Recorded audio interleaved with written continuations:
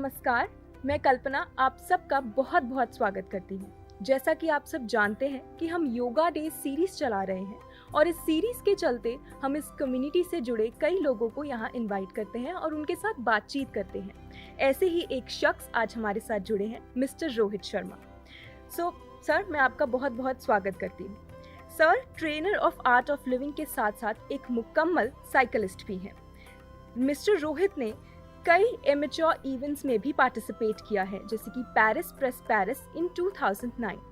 जालंधर में रोहित जी सिटी को अपलिफ्ट करने के लिए और अवेयरनेस लाने के लिए कई कैंपेन्स और प्रोग्राम्स करते रहते हैं। आर्ट ऑफ लिविंग के साथ जुड़कर ये मेडिटेशन और योगा को जालंधर में प्रमोट कर रहे हैं। इस वक्त इंटरनेशनल योगा डे सेलिब्रेट करने के लिए इन्होंने 8 जगहें चुनी हैं, जिनमें से द्वाबा कॉलेज भी एक हिस्सा है। इन्होंने 100+ साइकिलिंग और रनिंग इवेंट्स भी ऑर्गेनाइज करवाए हैं और ये वुमेन एम्पावरमेंट के लिए भी काम करते रहते हैं। सर, एक बार फिर आपका इस प्रोग्राम में बहुत बहुत स्वागत है। Thank you so much. आज यहाँ खूब सारी बातें होंगी, मनोरंजन भी होगा और साथ ही कुछ योगा आसन भी होंगे। तो इसी के साथ मैं हमारा पहला सवाल जो आपसे यही पूछना चाहूंगी सर, कि योगा से आप कब जुड़े? मैं 2009 में जुड़ा योगा के साथ। और आपको क्या ऐसा महसूस हुआ कि आपको योगा के साथ जुड़ना चाहिए और इसको प्रमोट करना चाहिए? मैं 2009 में जब जुड़ा तब मेरे मदर की डेथ हुई थी, तो वो ढूंढ रहा था जो मुझे रिलैक्स कर सके, तो मैं उनके साथ बहुत प्यार करता था। तो जब मैंने पहली बार सुदर्शन किया, जो आर्ट ऑफ लिविंग की एक बहुत ही अहम कड़ी है और बैकबोन है, तब मुझे काफ़ी रिलीफ फील किया। और जब मैंने अपनी लाइफ में चेंज पाया तो मुझे लगा नहीं, ये सबके घर में जाना चाहिए और सबको मिलना चाहिए, तो फिर मैं इसको प्रमोट करना शुरू किया। सर, जैसे आप योगा की बात कर रहे हैं, आपको क्या लगता है कि योगा का क्या महत्व है, खास तौर पर यूथ के लिए योगा क्यों ज़रूरी है? पहले तो समझना पड़ेगा योगा क्या है। योगा कोई आसना नहीं है, योगा है जोड़ किस चीज़ का? श्वास, मन और बॉडी, ये तीनों का जोड़ है। तीनों में अगर रिदम होगी तभी योग है। हम नॉर्मली क्या एक आसन को योग के साथ जोड़ के देखते हैं, ऐसा नहीं है। अगर आपका मन उस समय वहाँ वर्तमान में नहीं है और आप आसन कर रहे हो तो वो आसन नहीं है। आसन तभी है जब आपका ब्रेथ में लय है, वर्तमान में आपका मन है और शरीर पूरे रिलैक्स होकर कर रहा है, तो वो आसन है, तब वो योगा है। ये योगा है जी। सर, आजकल यूथ कहता है कि हम बहुत बिजी हैं, हमारे पास टाइम नहीं है, करियर, स्टडीज़, ये सब को लेकर। तो योगा ऐसी चीज़ है, वो ऐसे कैसे अपने स्केड्यूल में उसको ऐड कर सके? आप क्या उनको कहना चाहेंगे? जैसे आप कह रहे हो कि उनके पास टाइम नहीं है, टाइम मतलब नहीं है तो उनकी बॉडी में लाइफ में स्ट्रेस है। तो अगर दुनिया की ये अकेली ऐसी एक्सरसाइज है जिसको करने के बाद आप रिलैक्स होते हो, बाकी कोई भी आप एक्सरसाइज करते हो, कोई भी गेम करते हो, आप उसके बाद ब्रेन आउट हो जाते हो और बाकी काम नहीं कर पाते दिन भर का। योगा एक ऐसी अकेली एक्सरसाइज है जो आपको रिलैक्स करती है, आपकी बॉडी की एनर्जी को चैनलाइज करती है और दिन भर आपको फिर दोबारा तंदुरुस्त रखती है और आप ज़्यादा काम कर पाते हो नॉर्मल से। जी। सर, टाइम मैनेजमेंट की बात कर रहे हैं, तो आप योगा के साथ साथ साइकिलिंग भी करते हैं और भी कई चीज़ें करते हैं, तो आप अपना टाइम कैसे मैनेज करते हैं?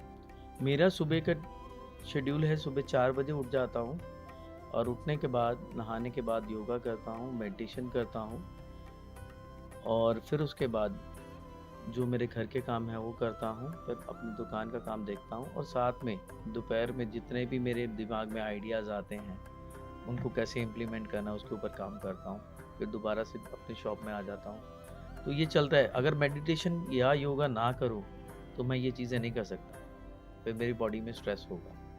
ये मेडिटेशन ही है जो मुझे इतनी पावर देती है कि मैं अगर 5 घंटे भी सोता हूँ तो मेरे लिए इनफ है। तो कहते हैं कि 3 मिनट की मेडिटेशन 3 घंटे के बराबर नींद के बराबर है।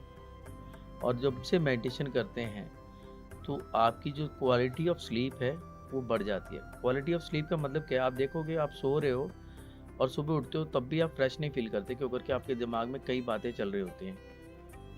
तो वो बातें जब चल रही होती है तो स्लीप की क्वालिटी है वो गिर जाती है। तो इसलिए क्वालिटी स्लीप बहुत ज़रूरी है, उसके लिए मेडिटेशन बहुत ज़रूरी है।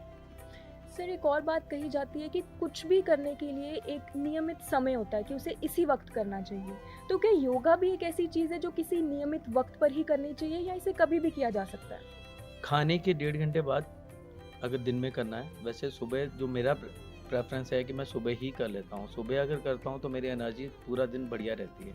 अगर मैं नहीं करता तो कहीं न कहीं मुझे लगता है कि मेरे से कुछ हो गया, ये मेरी आदत बन गई है। और वैसे योगा आप खाने के 2 घंटे बाद भी कर सकते हैं। अगर आपने हल्का स्नैक्स लिया तो उसके आधे पौने घंटे बाद भी कर सकते हो। तो योगा एक अनुशासन है, शासन नहीं है। माना अनुशासन मतलब जो अपने आप से आप इम्प्लीमेंट करते हो। शासन जब आप कोई आपके ऊपर लगाता है। तो योगा जो है अनुशासन है, वो अपने आप से आता है। जब आप करते हो तो अपने आप ही बन जाता है, वो रूटीन बन जाता है। सर आपने अपनी रूटीन बताई कि आप ये सब अपने दिन में करते हैं। तो कभी अगर आपको फ्री टाइम मिल जाए दिन में, तो तब आप क्या करना पसंद करते हैं? मैं फ्री टाइम में घूमने चले जाता हूँ। मैं नेचर वॉक ज़्यादा पसंद करता हूँ और थोड़ा गार्डनिंग का भी शौक है, टेरेस गार्डनिंग का भी, तो वहाँ पे मैं टाइम स्पेंड करता हूँ। सर गाने सुनने का शौक तो सबको ही होता है, तो आप ऐसा कोई गाना बताएं जो आपको जिंदा दिल रखता है आज भी। यूं ही चला चल रही, कितनी हसीन है ये दुनिया। और इस जमाने का अगर मैं कोई आपसे गाना पूछूं जो आपको पसंद हो, मेरा आज की ऑल जनरेशन। टाइम फेवरेट है ये एक्चुअली ये वो गाना है। नॉर्मली कुछ भी आप प्रोजेक्ट स्टार्ट करते हो तो आपको अकेला होना, आपके साथ अभी लोग नहीं जुड़ते हैं, तो आपको ये गाना बार बार कहता है कि चल अभी चलना है, अपने आप लोग जुड़ते जाएंगे।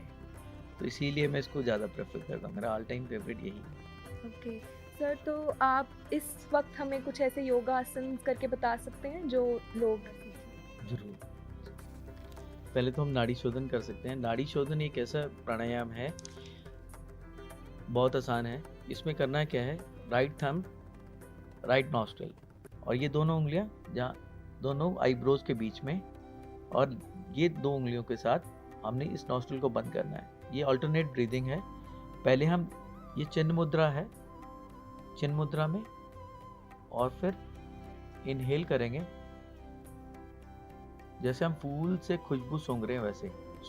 कोई एफर्ट नहीं करना है, बिल्कुल रिलैक्स।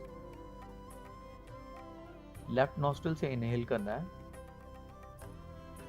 जितना डीप हो सकता है उतना, और फिर लेफ्ट नॉस्ट्रिल को बंद कर लेना है बाकी 2 उंगलियों के साथ, और फिर ये अंगूठा उठा लेना है, इससे एक्सहेल करना है। फिर राइट से इनहेल करेंगे, लेफ्ट से एक्सहेल करेंगे।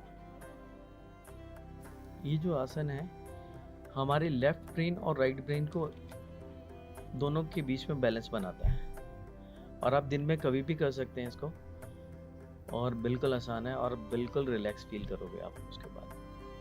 सर आपने खाना खाने के बारे में बताया कि इतने घंटे पहले योगा करनी चाहिए, तो ऐसा भी कुछ है कि ये खाना हमें नहीं खाना चाहिए, या ऐसा कोई खाना जो हमें खाना चाहिए जिससे हमें और लाभ होगा? बहुत अच्छा क्वेश्चन है। इसमें देखो, खाना भी 3 तरह का होता है आयुर्वेदा के हिसाब से, सात्विक, तामसिक और राजस्व। अब जब हम परोठा खाते हैं या लस्सी पीते हैं तो कैसा फील करते हैं? हैवी फील करते हैं, नींद आती है। और जब हम फ्रूट खाते हैं तो बॉडी में एनर्जी तब बनती है जब आप लाइट खाना खाते हो या सात्विक खाना खाते हो। जब हम हैवी खाना खाते हैं हमारे को लगता है एनर्जी आएगी, बल्कि एनर्जी नहीं आती, उल्टा एनर्जी डाउन होती है।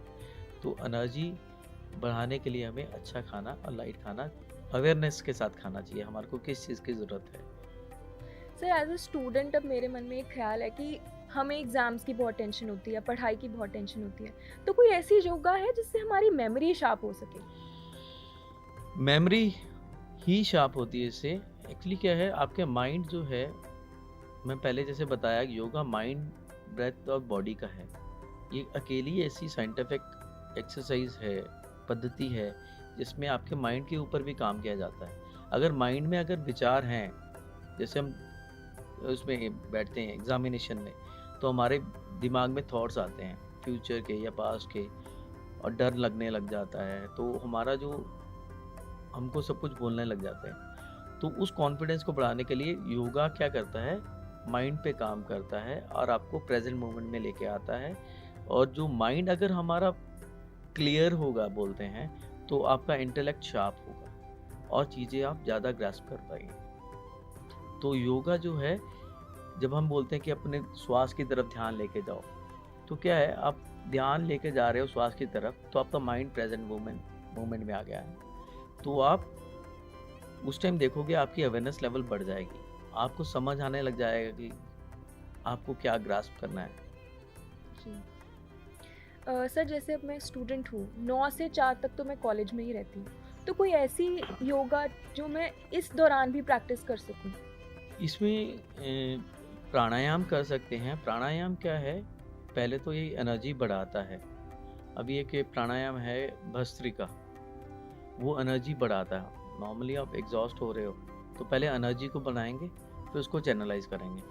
प्राणायाम करने के बाद थोड़ा नाड़ी शोधन कर लीजिए, थोड़ी देर मेडिटेशन कर लीजिए। उससे क्या होगा, आपकी बॉडी बिल्कुल रिलैक्स हो जाएगी और बिल्कुल फ्रेश हो जाओगे।